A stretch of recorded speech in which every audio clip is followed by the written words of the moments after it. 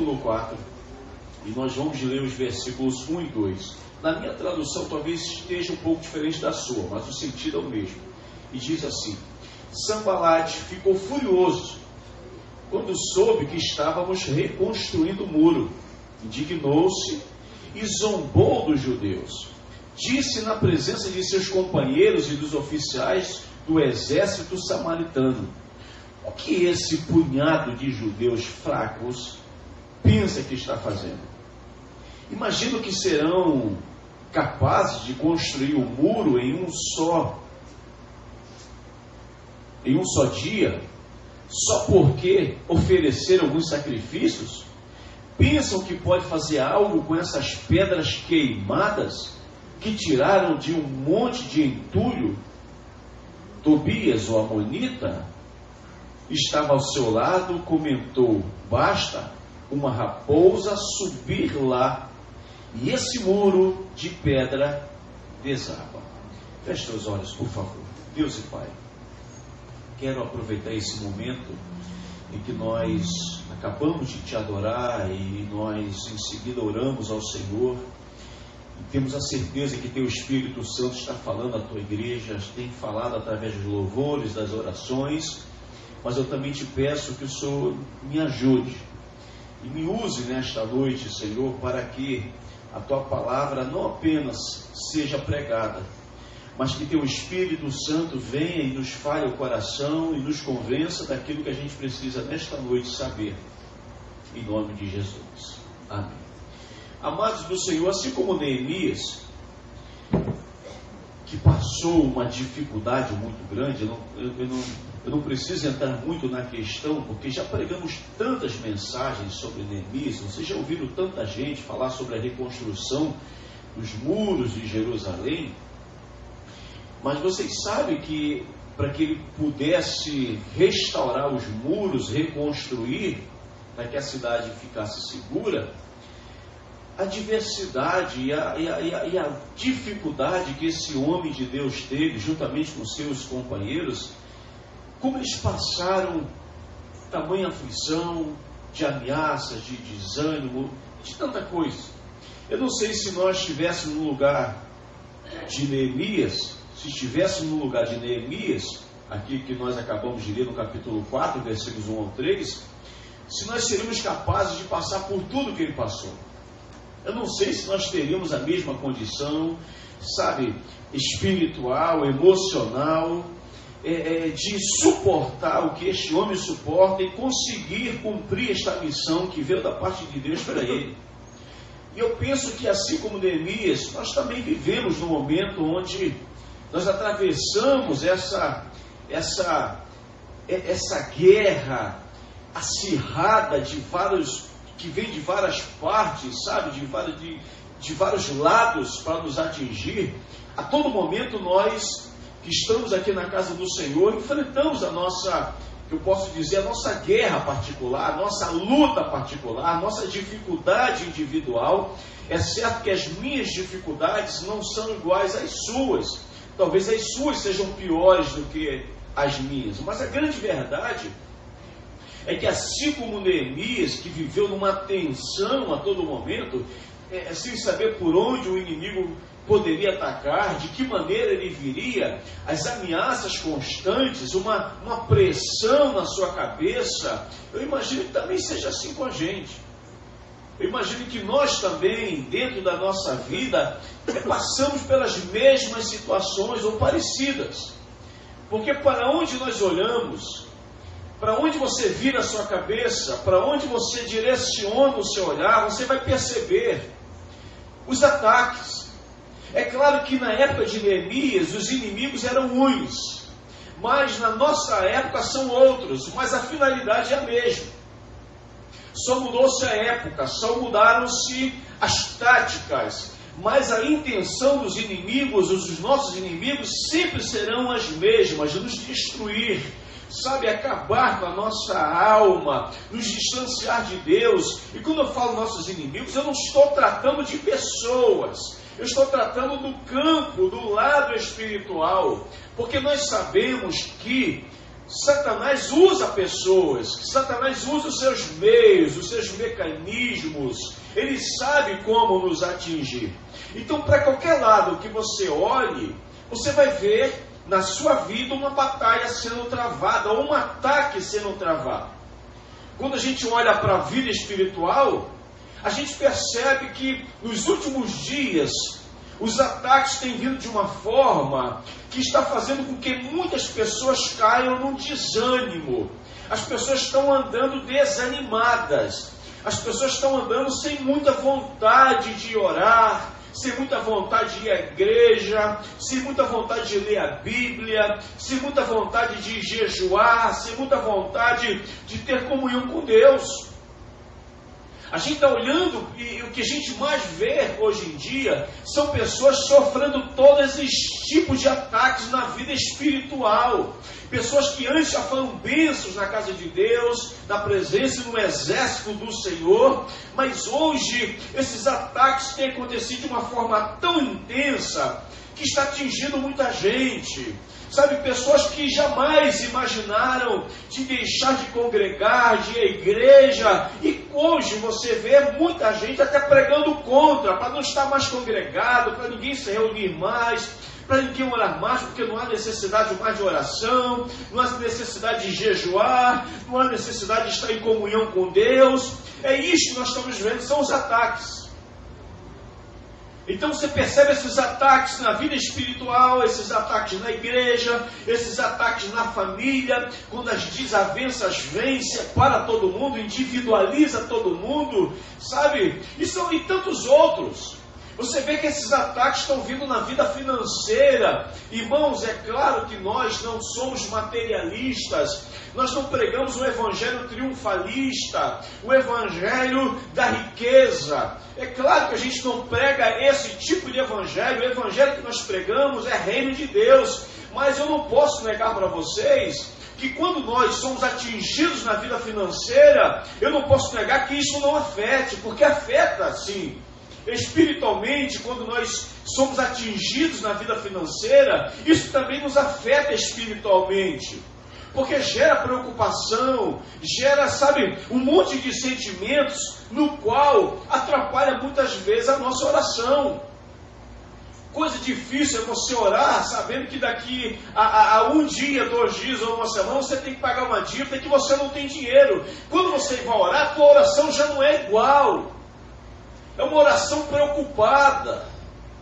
Não tem coisa pior do que você ir orar e saber que tem um filho, uma filha, um parente que não está bem. Irmãos, como isto, de uma certa forma, parece que torna a nossa oração mais pesada, mais arrastada. Porque os ataques acontecem em todas as áreas. É vida espiritual, é a família, é a vida material, é a vida ministerial. Quantos homens e mulheres de Deus estão desistindo dos seus ministérios porque já não aguentam mais os ataques, as humilhações, as afrontas. Quando as pessoas não querem mais subir no altar e não querem nem sequer ser chamados para fazer uma oração porque já não aguentam mais. O que eu estou falando aqui não é surpresa para nós sabemos disso, a gente vive isso, a gente vê isso, sabe? Isso acontece todos os dias, a todo momento. Por isso, em todos os lados da vida, esta batalha ela está acontecendo agora. Na medida em que eu estou pregando esta mensagem, acreditem vocês, essa batalha está acontecendo. Pode ser que esteja acontecendo agora na sua vida, na sua família, na vida de alguém que você conhece. Essa batalha não para quando o pregador, o pastor está pregando. Ela continua. Agora, o que nos importa saber nesta noite?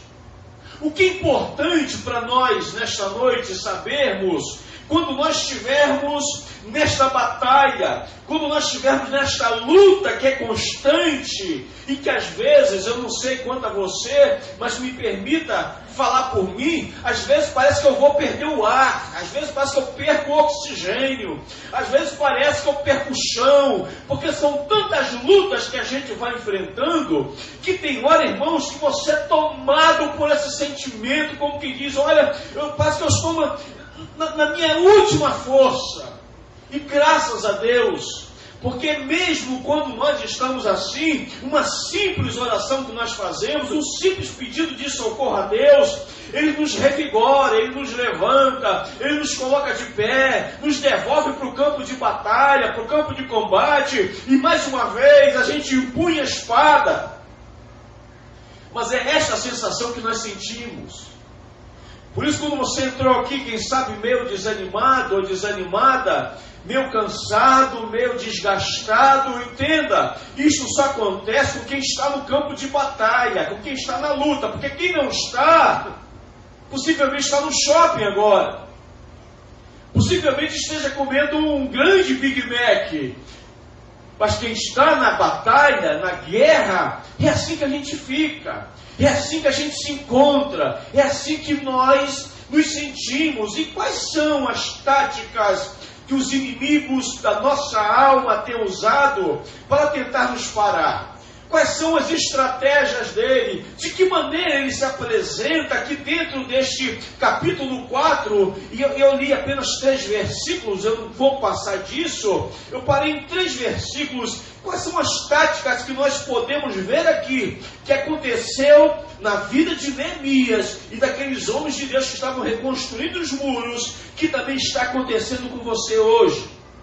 O versículo 2, a parte B, nos dá essa informação. Aí de Neemias capítulo 4 diz assim: que fazes estes fracos judeus? Olha como Sanbalat, olha quando ele começa a falar de Neemias e do povo hebreu que estava ali numa peleja para reconstruir os muros. Olha como ele começa dizendo: que fazem estes fracos judeus? Entenda, a primeira tática que você vai ver, iniciando no capítulo 4, de Sanbalat, e Sanbalat, numa tipologia bíblica, ele representa Satanás. Então vamos colocar assim: a primeira tática de Satanás dentro desse contexto que nós estamos aqui lendo e inseridos nele é nos inferiorizar. É isso que o diabo quer fazer com a gente, é isso que ele quer fazer com você, é esta a intenção dele, para te tirar da luta, para te tirar do campo de batalha, para não permitir que você empunhe a espada, para que você permaneça lutando pelo que você está lutando, pelos teus sonhos e os teus objetivos. O que ele quer fazer contigo quando ele disse que fazem esses fracos judeus? Comece a observar a expressão dele, fracos judeus. A intenção é sempre nos inferiorizar. O diabo sempre quer atingir, irmãos, a nossa autoestima, tentar nos convencer de que somos fracos, de que nós não somos capazes de nada. Sabe, a tática do inimigo é exatamente essa. É mostrar que não adianta você lutar, porque você não vai conseguir, você não vai ter forças suficientes para alcançar os teus objetivos. Essa tática foi usada lá atrás, exatamente em 1 Samuel, no capítulo 17, dos versículos 42, eu vou ter 42 a 44, mas nós podemos ir a um versículo anterior, 41, que diz assim: olha só, Golias com seu escudeiro à frente caminhava em direção a Davi. Olha como é que, não sei como é que está na sua tradução, deixa eu ler na minha. Rindo com desprezo do belo jovem ruivo, gritou para Davi: por acaso sou um cão para que você venha a mim com um pedaço de pau? E amaldiçoou Davi em nome de seus deuses. O versículo 44: venha cá e darei sua carne às aves e aos animais selvagens, berrou Golias. Olha como é que esse gigante Golias, que também representa Satanás, olha como é que ele se apresenta para Davi. Mas antes dele falar com Davi, a palavra diz que por 40 dias, pela manhã e pela tarde, ele se apresentava ao exército de Israel lá no campo de batalha. E ele desafiava, Irmãos, a Bíblia não nos dá muitas informações acerca do que ele falava. Mas pelo pouco que ele disse aqui para Davi, você já começa a imaginar o que ele disse. Imagine como ele deve ter desmoralizado a tropa de Israel. Imaginem vocês que por 40 dias, de manhã e à tarde, ele fazia questão de chamar aqueles homens de frouxo, de dizer que eles não eram capazes de nada, de dizer que eles seriam dizimados em questão de segundos, e os palavrões e as humilhações. É exatamente esta tática que o diabo usa muitas vezes para mim e para você. Inferiorizar. Mostrar que você não é isso que você pensa.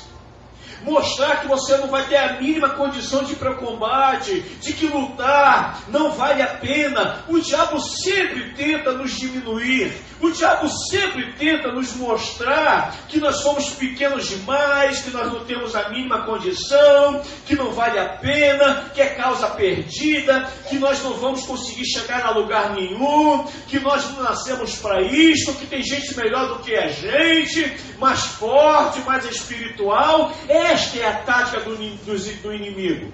O diabo sempre tenta nos inferiorizar. Certa vez,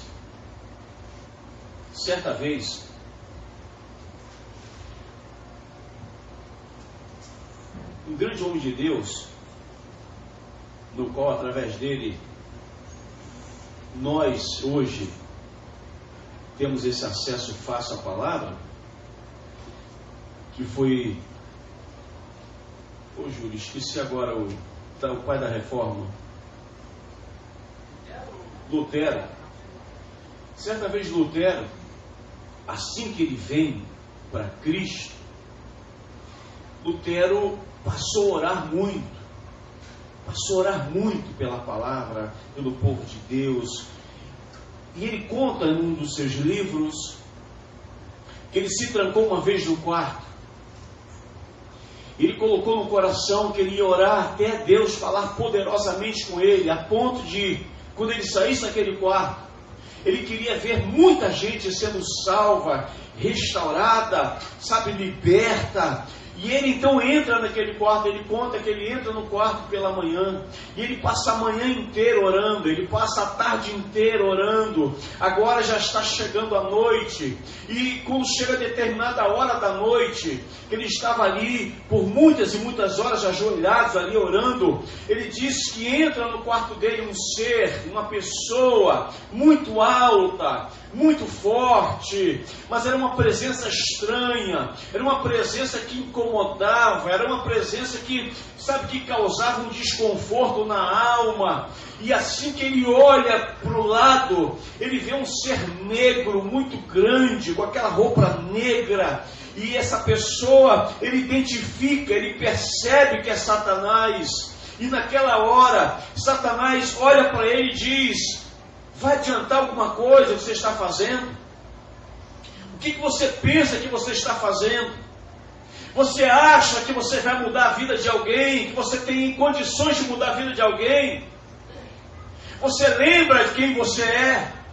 Porque se você não lembra, Lutero, eu vou te mostrar. E Lutero diz que ele estava orando assim no rosto, de frente para uma parede. Estava no quarto, o quarto estava todo escuro, porque desde manhã ele estava orando, agora já era noite, ele não tinha saído daquele quarto ainda. Ele diz que de repente essa parede diante dele foi ficando branquinha, branquinha, branquinha, e logo acima, com letras pretas, foram aparecendo várias coisas. E Lutero diz que quando ele olha para a parede, Satanás fala para ele: olha para esta parede, e nesta parede, Lutero, eu vou colocar todos os teus pecados, tudo que você fez na tua vida, e depois que eu colocar tudo isso, eu vou te perguntar se você ainda vai ter condições de pregar o Evangelho, de achar que é filho de Deus. E Lutero começa a olhar para a parede, e de repente ele vê a parede sendo escrita pecado por pecado. Ele começa a se envergonhar daqueles pecados que ele já tinha praticado,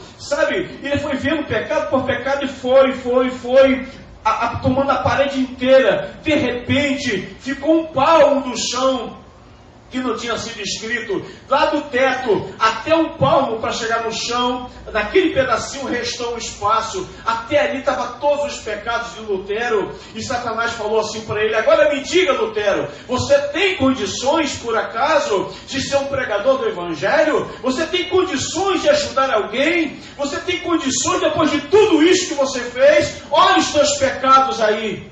E Lutero, naquela hora, ele olha para aquele espaço vazio no chão, para chegar ao chão, ele diz: então, Satanás, eu estou vendo, realmente, você conhece todos os meus pecados, os meus erros e as minhas falhas. Agora escreve nesse pedacinho que ficou sobrando aqui: o sangue de Jesus me purifica de todo pecado. O sangue de Jesus me purificou de todo pecado. Quando Lutero fala isso, ele ouve um grito dentro do quarto e de repente aquele ser demoníaco some do quarto, e naquela hora Lutero levanta-se, e quando ele se levantou daquele quarto, nunca mais ele foi o mesmo homem. Entenda uma coisa: não importa o quanto Satanás tente inferiorizar você, o sangue de Jesus nos purifica de todo pecado, o sangue de Jesus nos restaura. Não aceite que o diabo tente diminuir você.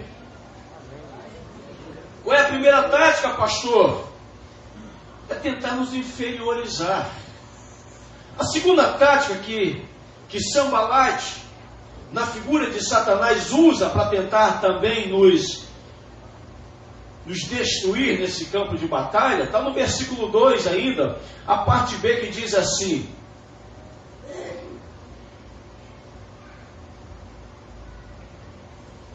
vivificarão dos montões do pó as pedras que foram queimadas.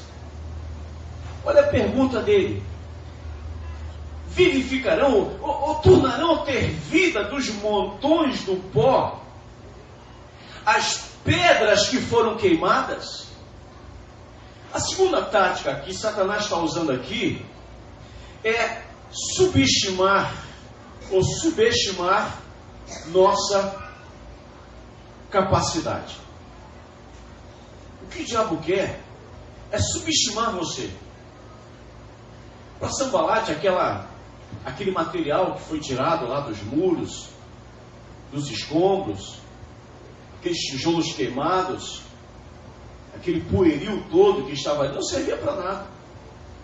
Não dava para nada, era simplesmente poeira, tijolos inapropriados. Para Sanballat, aquilo ali era como se fosse escombros, era entulho, tanto que essa expressão é usada aqui. Era entulho. E eu penso uma coisa, queridos, que muitas vezes nós somos assim.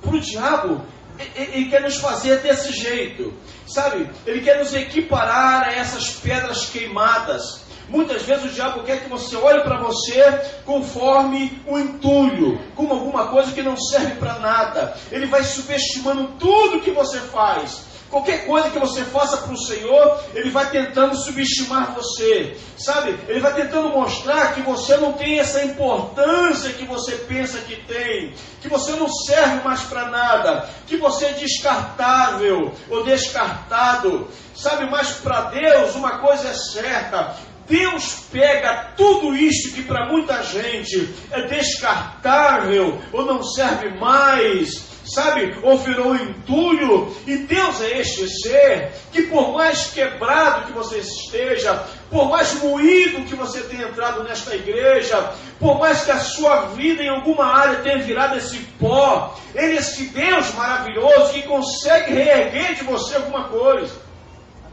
Apocalipse capítulo 21, versículo 5, o Senhor diz que o Senhor faz coisas novas todos os dias. Deus é esta pessoa, esse ser que faz coisas novas, sabe? Deus pega a gente todo ruim, todo quebrado, todo amassado, sabe?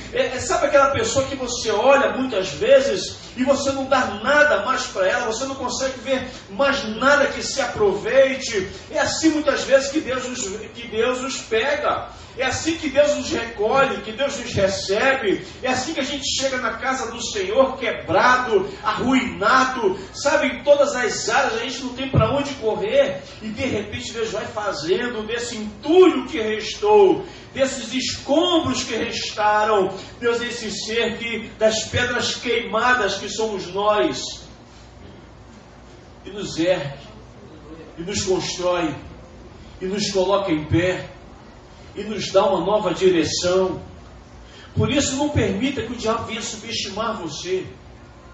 Não venha diminuir mais você do que você já tem se diminuído.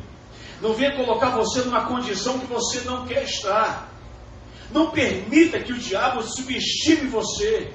Não permita que ele diminua, inferiorize você. Não aceite isso na tua alma, em nome de Jesus.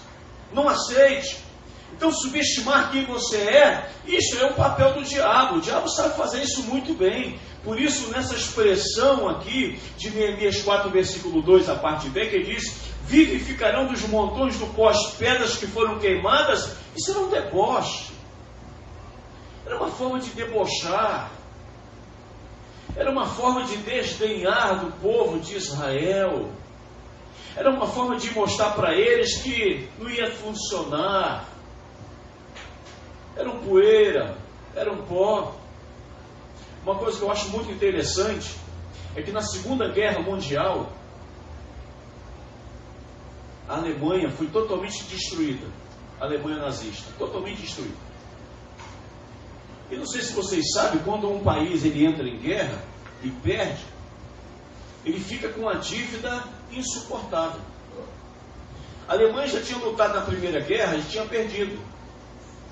E ele sai da Primeira Guerra devedor, devendo alguns países matéria-prima que eles compram para poder produzir armamento e bombas. E agora na Segunda Guerra, o que Hitler faz? Ele começa a roubar todo o ouro, começa a roubar toda a riqueza dos judeus. Matou 6 milhões, há quem acredite que foi muito mais do que isso, mas, de repente, o desenrolar da história você conhece. Perdeu a Segunda Guerra. E se o país já não estava bem, agora ficou pior ainda. E de repente, eles olharam para a Alemanha e eles viram que a Alemanha estava totalmente igual às muralhas de Jericó, totalmente derribadas. Os prédios viraram pó, os tijolos queimados pelas bombas. Eles não tinham mais o que fazer. Até que alguns alemães, olhando para a cidade destruída, não tinham dinheiro para produzir tijolos, para reconstruir cidades.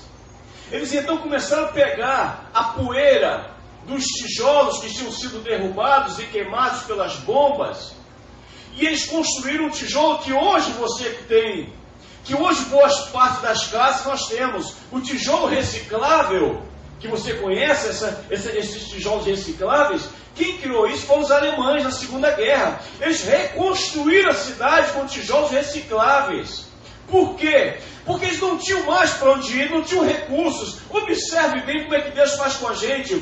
Quando a gente pensa que já não tem mais para onde ir, Deus vai nos dar ideia, Deus vai nos dar uma maneira de nós sairmos, Deus nos ergue de novo. Deus é esse ser. Por isso Apocalipse capítulo 21, versículo 5, ele diz: olha, eis que faço coisas novas, da onde você nem espera, nem imagina, da onde você nem sabe de onde vem um recurso, da onde você não tem a mínima noção. Quando você menos espera, Deus vai e envia um socorro, usa alguém, daquele meio de pó, daquele poerio todo, daqueles escombros, tudo queimado, tudo acabado. Deus começa a fazer coisas novas. Deus vai fazer coisa nova na sua vida. Não importa o bombardeio que você tenha passado, o quanto seus muros foram derrubados, quanto queimado você esteja, quanto pó você virou, Deus vai reerguer você, a sua vida, o seu ministério, sabe, a sua saúde, a sua vida espiritual. Deus pode reerguer e fazer tudo novo e melhor do que você já foi um dia. Eu creio nesse Deus que faz isto. Então, se o diabo tentar subestimar você, não aceite. Não aceite, deixa ele debochar. Deixe ele acreditar que você não vai se erguer mais. Deixe ele pensar assim.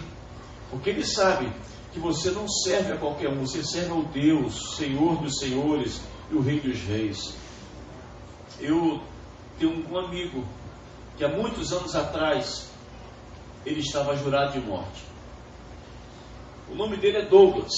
Eu lembro que o Douglas, o primeiro presente que ele ganhou do pai dele, quando ele tinha 10 anos de idade, foi um cigarro de maconha.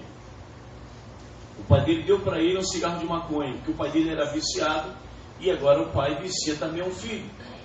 E o Douglas agora vai crescendo, passando a sua adolescência, o Douglas se torna adulto, e para o Douglas agora já não era só o vício da maconha, mas Douglas agora está usando outros tipos de drogas. E com isso o Douglas, ele ficou viciado e começou a roubar aonde ele morava. Naquele período, veio um esquadrão da morte e foi matando um monte de gente. Um monte de delinquentes, de alguns desses marginais e viciados também. Douglas não era marginal, ele era um viciado. Mas para manter o vício, o que ele fazia? Se ele visse um bujão de gás dando bobeira, uma roupa no varal, qualquer coisa, ele roubava e transformava aquilo em dinheiro para comprar drogas. Mas, nessa época, o esquadrão da morte veio matando e Douglas fez o seguinte: ele fugiu de onde ele morava, porque ele sabia que se ele permanecesse lá, ele ia morrer. Então ele sai lá de onde ele morava, num bairro em Caxias chamado Pantanal, pega um ônibus, ele vem para o centro de Caxias, isso era noite. De repente, 2 carros interceptaram o ônibus. E aqueles camaradas entraram no ônibus, sabendo que ele estava ali dentro, foi revistando poltrona por poltrona, até que achou ele debaixo de um banco, lá atrás, perto do trocador. E aqueles camaradas falaram: você quer morrer aqui dentro ou lá fora? Naquela hora ele falou: poxa, não me mata não, moço, me mata não, me dá uma oportunidade e tal. Mas os caras então, quando viu que tinha muita gente olhando, o que eles fizeram? Pegaram o Douglas, colocaram dentro de um dos carros e levaram o Douglas para matar, lá em Capivari. Lá numa mata, onde tinha um local de desova. E Douglas disse que ele foi levado daquele carro e de repente ele começa então, sabendo que ia morrer, e ele começou a olhar assim, ele estava olhando na lateral do carro, no vidro, ele olhou para o céu e ele viu que naquela noite o céu estava muito lindo, estava muito limpo, muito estrelado, e ele começa a falar com ele mesmo, falando: meu Deus, por que eu não parei para observar a beleza desse céu tão lindo? Por que eu não parei para falar contigo, Deus? Por que eu desperdicei a minha vida toda e agora eu vou morrer aos 29 anos? Que burrice que eu fiz na minha vida? Ele começa a falar com ele, sabe? Ele começa a lamentar o desperdício de vida dele, tudo aquilo que ele passou. E ele falando com Deus, ele disse: Deus, eu não te conheço, eu nem sei se o Senhor existe, mas se o Senhor existir, eu só te peço uma oportunidade, eu não quero mais do que uma, me dá apenas uma. Se o Senhor me der essa única oportunidade, eu nunca mais, Senhor, eu te prometo, eu nunca mais vou ser o mesmo, eu nunca mais. Eu vou me agarrar a essa oportunidade, eu vou procurar uma igreja, eu vou me entregar para Jesus, eu vou mudar de vida, eu vou ter uma família, mas me dá essa oportunidade. Senhor, me dá só esta, não precisa me dar outra. E ele disse que ele foi falando assim com Deus, até que os carros chegaram no local onde ele ia ver a execução, e tiraram ele dentro do carro, botaram nele, ele estava vendado, e ele então saiu do carro sendo levado por uma pessoa, e de repente o camarada falou assim: Douglas, dá uns passos aí, dá uns passos à frente aí, sai perto do meu carro. Botaram ele assim no barranco, ele não sabia onde ele estava de noite, era bem tarde da noite, ele estava assim na ponta, ele sentiu que estava na ponta de algum lugar, como um barranco, e ele então ficou assim esperando que os disparos começassem, mas ele continuou falando com Deus ali em oração. E de repente, aquele grupo de extermínio que estava ali, alguém que liderava aquele grupo ali, falou assim: vambora, deixa ele ir. E alguém falou: como deixa ele ir, cara? Como? Tem que matar esse cara logo, vamos matar logo ele. E aquele camarada falou: não vamos matar ele não, vamos dar uma oportunidade. Douglas, corre. E ele falou, cara, não, cara, vai matar, me mata logo. Ele falou assim, a última chance que eu estou te dando, corre. Ah, irmão, quando ele falou a última chance, ele botou o pé assim, já caiu da ribanceira, saiu rolando, e ele estava algemado com as mãos para trás.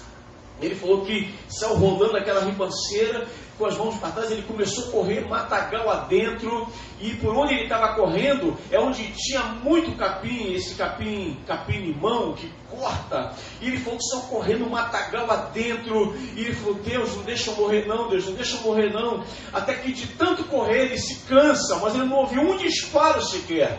Aí ele encontra uma árvore, ele senta nessa árvore, sabe? Aí ficou ali falando com Deus, o Senhor me deu essa oportunidade, o Senhor me deu essa oportunidade, eu vou aproveitar essa oportunidade. Então, nesse mesmo dia, ele passou a noite inteira ali, e nesse mesmo dia, ele falou, vou a Caxias, eu vou procurar uma igreja. Então ele chega no centro de Caxias, e ele está andando ali pelo centro de Caxias, de dia, procurando um local, e nesse dia, ali em Caxias, tem um local que a gente toma muito cafezinho ali, em frente à chamada Praça do Relógio, tem uma lanchonete que a gente costuma se reunir para tomar café. Quando eu estava indo, eu trabalhava, gerenciava uma empresa lá perto, e em determinado horário do dia eu saía para tomar um café. E quando eu estou indo para tomar o café, aquele camarada está vindo na minha direção com um cigarro assim na orelha, todo machucado, todo cortado. E quando eu olhei para aquele camarada assim, eu falei, cara, está tudo bem contigo?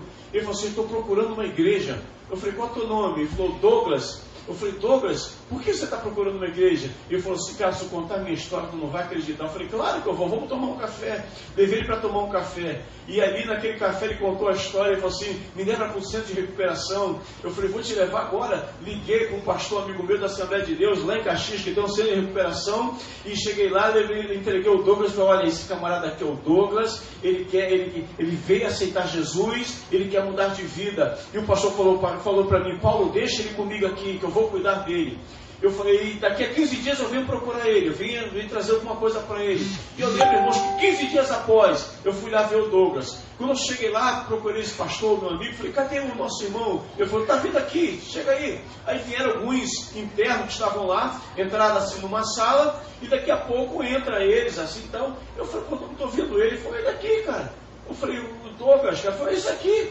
Eu falei, esse cara aqui é o Douglas? Eu falei, caramba. O Douglas era loiro, assim, com olhos azuisinhos. Estava com um hippie quando eu levei ele. Quando eu olhei, cabelo cortadinho, todo vestidinho, com camisa e gravata. Eu falei, cara, então o Douglas que eu trouxe aqueles dias atrás. Ele falou, sou eu. Paz, meu amado, paz. Eu falei, caramba, Douglas, que transformação foi essa? Irmãos, o que aconteceu com Douglas? Douglas ficou ali, foi restaurado, foi liberto, constituiu uma família, abriu um centro de recuperação para ele. Hoje é pastor Douglas. Observe uma coisa, Satanás tinha subestimado ele, tinha dito que ele não ia chegar daquele ano, que não ia adiantar nada, que a vida dele estava acabada, e Deus transformou a vida do Douglas, e hoje já é pastor Douglas, já é casado, tem 4 filhos, me passou. É isso Deus que a gente serve. Não importa o quanto você seja subestimado, o Deus maravilhoso pega você dos escombros, do pó. Como o Senhor diz, do monturo, diz o Davi em Salmos 40, o Senhor me ergueu do monturo, Salmos 40, me ergueu do monturo, do escombro, do lodo, e Ele me fez novo. A terceira e última tática que Satanás usa, sabe, para tentar destruir você, para que você saia da luta, do campo de batalha, agora está no versículo 3, a parte B, que diz assim, ainda que edifiquem, olha como é que diz a palavra, ainda que edifiquem, vindo uma raposa, derrubará facilmente. Olha a expressão do diabo aqui. Ainda que você construa. A palavra edificar é construir, erguer. Ainda que você construa.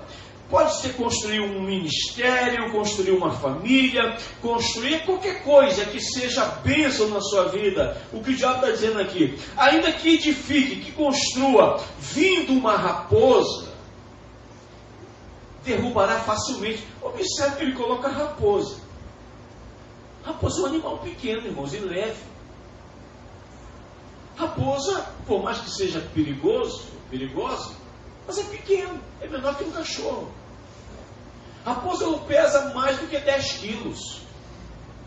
Quando ele coloca uma raposa, ele está mostrando que, independentemente da obra que você fizer, da altura do que você construiu, algo pequeno e aparentemente insignificante é capaz de derrubar, e o texto diz assim, facilmente. Qual é a tática que o diabo está usando aqui? Que tática é essa? É tornar inútil o trabalho realizado. O que o diabo quer é tornar tudo que você construiu, que você ergueu, inútil. Como quem diz, não valeu de nada, não vai adiantar nada. Você vem hoje aqui nesta igreja, você vem orar, você vem buscar restauração, você vem buscar relacionamento com Deus, você vem orar pelo teu filho, por tua família, mas ainda que você consiga, não vai adiantar. Você veio orar hoje por sua família, não vai adiantar. Você veio buscar a presença do Senhor, não vai adiantar. É isso que o diabo quer que a gente pense. Ele quer tornar inútil a sua oração, inútil o seu trabalho, inútil o seu esforço, inútil o teu relacionamento com Deus. Não sei quanto a você, mas de vez em quando a gente é tomado assim por um sentimento de frustração. Não sei se acontece com você, ou se isso só acontece comigo, mas de vez em quando eu fico assim, oh meu Deus, eu queria tanto que isso acontecesse desse jeito. Parece que não está adiantando muito, parece que todo esforço está sendo em vão. A impressão que temos é que tudo que você fez, que nós fizemos, não adiantou de nada. Todo trabalho, sabe, todo desgaste, parece que não está funcionando.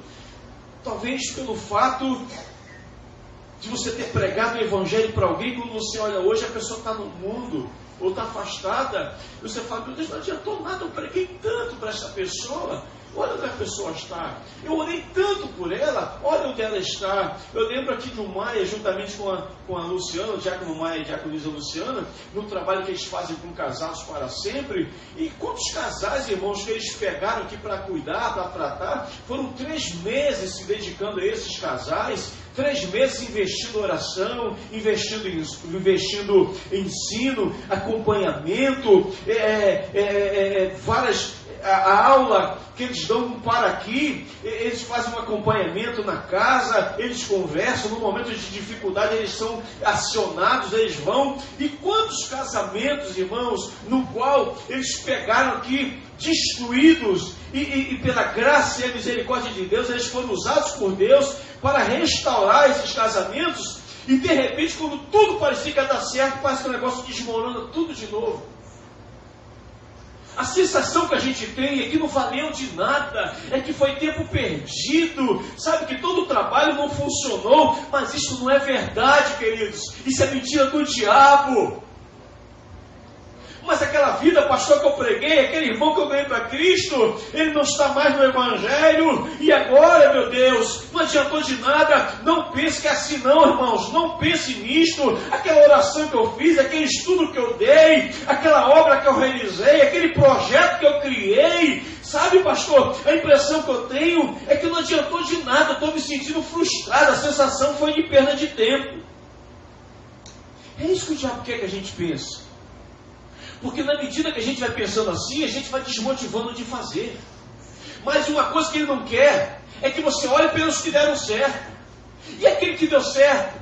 E aquela família que valeu a pena? A palavra de Deus diz o seguinte, que os céus faz festa com uma alma que se converte. Irmão, se o céu festeja uma alma que aceita Jesus, por que a gente vai esquecer desse que a gente já pregou?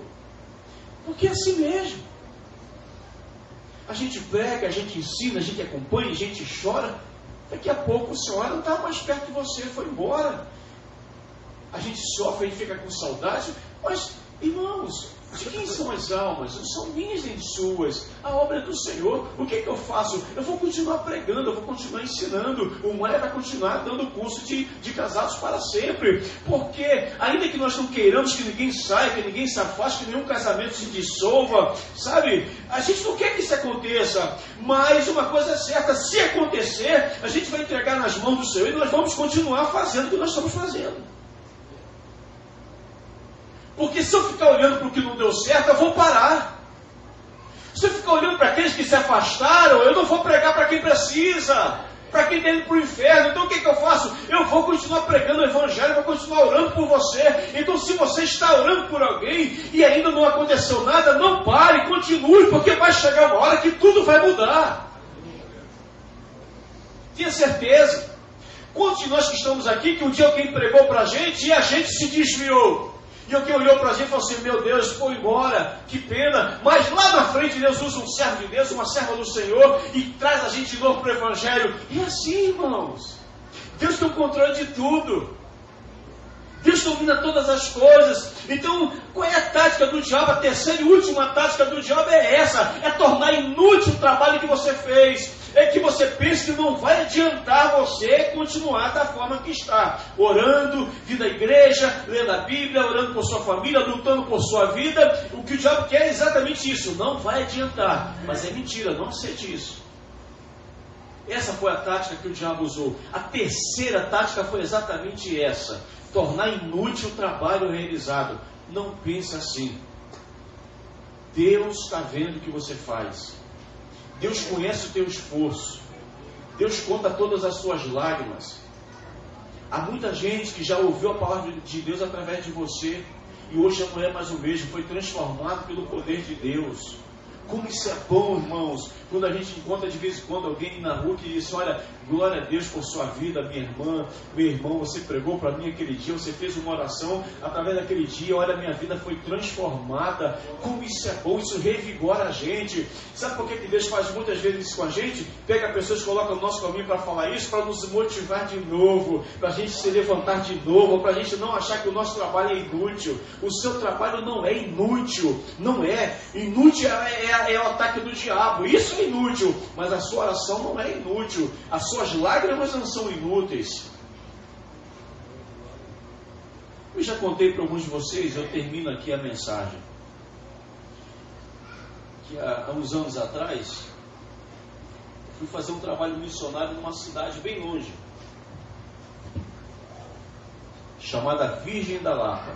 Foi eu mais dois amigos, dois homens de Deus. E essa cidade, irmãos, ela fica aproximadamente 24 horas de viagem daqui. Você fica 24 horas dentro de um ônibus. É muito chão. E nós fomos a convite de um pastor amigo. Ele precisava de ajuda e disse se a gente podia lá fazer um trabalho evangelístico, uma semana. E nós aceitamos o desafio. Foi eu, mais dois irmãos, Jorginho e mais um outro. Quando chegamos lá, irmãos, chegamos cheios de gás. Doido para falar do amor de Deus. Eu era mais jovem, estava mais novo.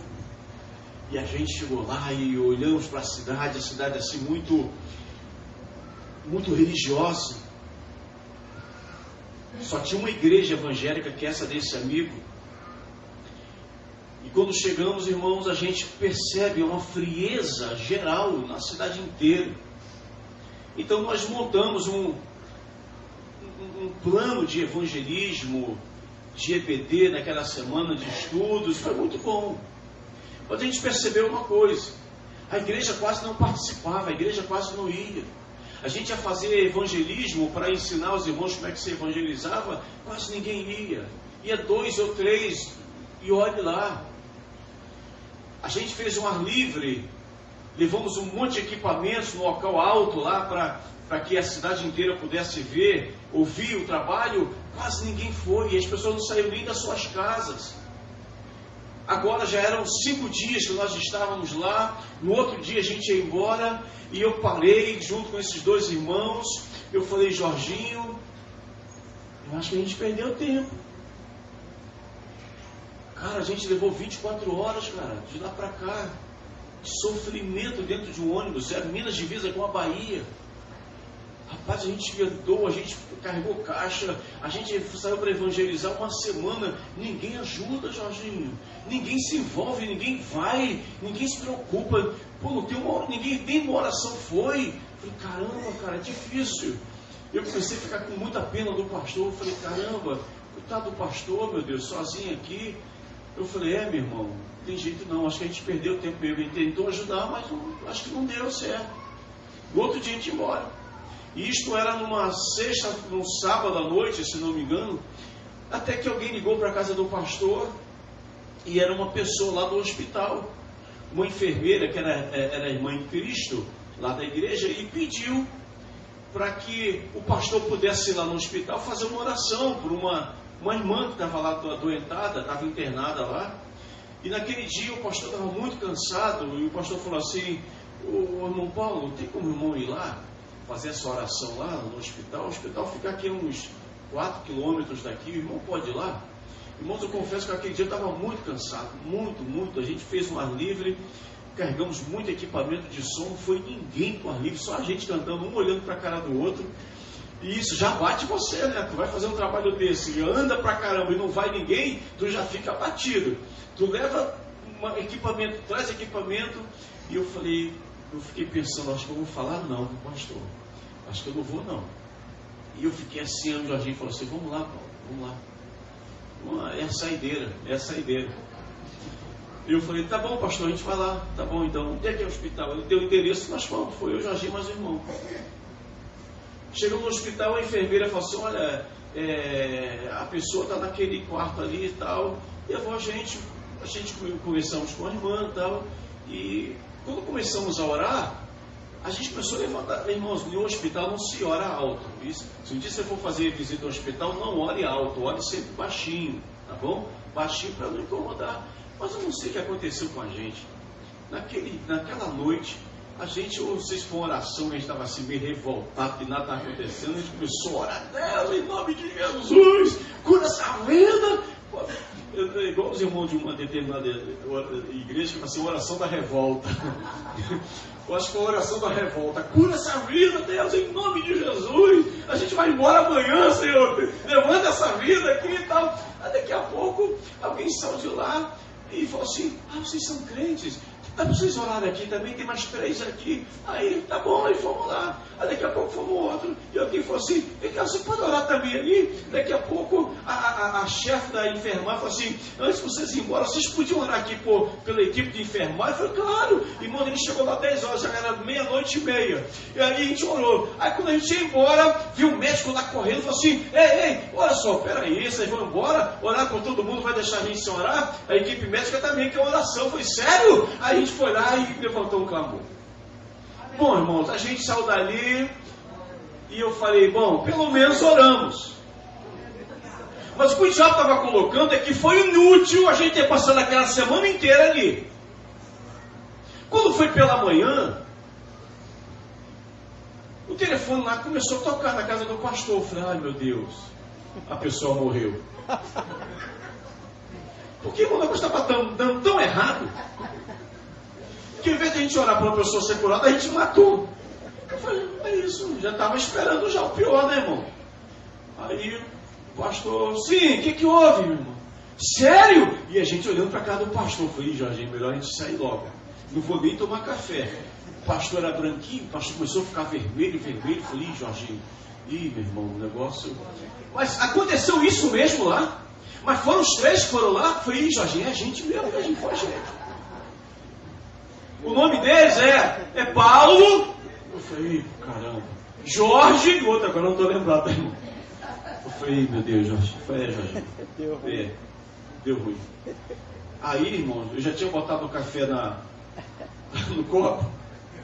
Olha, eu parei, fiquei frouxo assim, com a mão assim arriada. Eu falei, Jorge, o que fui aceitar esse pedido para vir aqui? Aí o pastor, tá bom, vou começar com eles. Tá bom. Obrigado, tá, querido? Digo, falou, ô Paulo, vocês foram lá ontem fazer a visita lá no hospital? Aí a vontade de falar não foi essa. Eu falei, pastor, desculpa aí, pastor, a gente foi e tal, a gente orou alto e tal. Nem isso não, rapaz. Olha, quase todo mundo recebeu alta hoje de manhã. Paulo, aconteceu algo que nunca aconteceu nessa cidade. Eles querem que faça um culto agora no hospital. Tu vai embora quando? Eu falei, vou amanhã. Posso lá, pastor. Irmãos, percebem como é assim que acontece? Quando a gente pensa que tudo que você está fazendo é inútil, não adiantou de nada, que foi tempo perdido, o Senhor, Ele mostra para você que o que você está fazendo está funcionando. Sabe, parece que aos nossos olhos não deram certo, ou não deu certo, mas não é assim, continue, porque se a gente tivesse dado uma negativa, quando nos chamaram para a gente no hospital, e o Jorginho tivesse falado, vamos Paulo, eu não teria ido, irmãos, Deus não teria feito aquilo que fez. Então quando você vê que alguma coisa não está dando certo, fique tranquila. Porque em nome de Jesus vai ter uma hora que vai dar certo, vai ter uma hora que Deus vai mostrar que o teu trabalho está funcionando, que a tua oração funcionou, que o teu clamor funcionou. Pode aplaudir o Senhor, querido, glorifica a Deus. Capítulo 4, e nós vamos ler os versículos 1 e 2. Na minha tradução talvez esteja um pouco diferente da sua, mas o sentido é o mesmo. E diz assim: Sanbalate ficou furioso quando soube que